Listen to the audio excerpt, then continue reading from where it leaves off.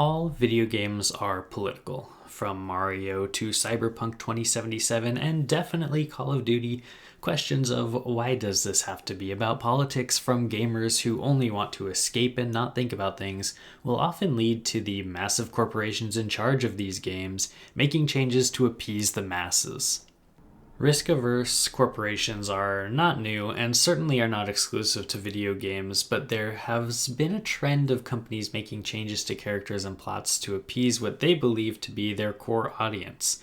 It was recently revealed that Ubisoft held a policy that there must always be a male main character for the Assassin's Creed franchise. As a result, in Assassin's Creed Origins, Bayek was given a larger role than intended, pushing Aya, his wife, to the side. And in Odyssey, the male protagonist was shoehorned in when it was meant to be played solely as Cassandra, the female protagonist. BioWare, creators of the Mass Effect series, caved to criticism by Fox News with the release of Mass Effect 2 by making a pansexual character straight and removing same-sex romances from the game entirely.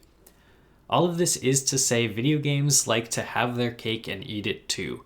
Folks on the dev team will often have a creative vision and story in mind that makes a profound statement, only for it to be watered down by risk-averse executives. Spider-Man Miles Morales unfortunately falls into that category.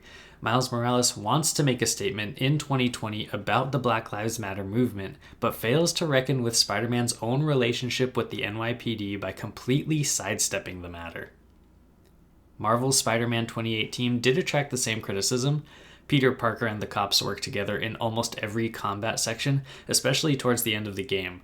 Peter Parker's Spider-Man is essentially a super cop, and the death of Miles Morales' father, a hardworking black policeman who represents our fantasy idea of an ideal cop, is a big emotional turning point in that game. So when it comes to Miles Morales, it would make sense for Miles to have some sympathies towards the NYPD, the force his dad worked for. However, the game seems to want to make a statement about police brutality. To do so, Miles' run-in is not with the police force, but rather the Roxxon Security Force, a militarized private security for a big tech energy corporation. After saving a number of civilians from a falling bridge, as Spider-Man tend to do, he is accused by Roxxon Security of causing the incident, and they won't listen as they aim their guns at him. Traumatized by the experience, Miles is shocked that they wouldn't listen to his pleas that he was only trying to help. Roxxon Security and their tech CEO boss are set up as the clear baddies, but there is another antagonizing force. The Underground are a group of rebels led by the Tinkerer, Miles' childhood best friend Finn Mason. They are firmly anti-Roxxon and will stop at nothing to take them down.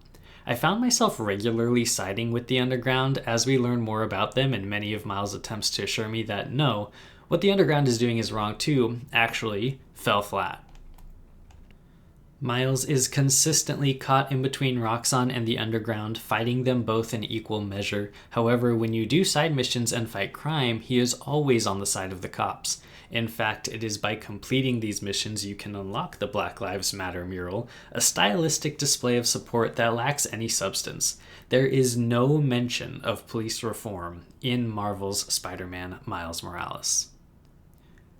Marvel's Spider-Man Miles Morales is simply trying to have its cake and eat it too, alluding to the message of Black Lives Matter, while shifting the focus to a different opposing force. Allegory in this case is useless when the NYPD exists and is often fighting alongside our hero. In the end, Miles' final showdown is with his friend Finn, not Roxxon. She refuses to listen to him when he tells her plan will destroy Harlem, so she must be stopped. Finn ultimately realizes the error of her ways and sacrifices herself for the city. Later, the Roxxon CEO is shown being arrested for safety violations. Yes, the cops ultimately take down the big bad of the game.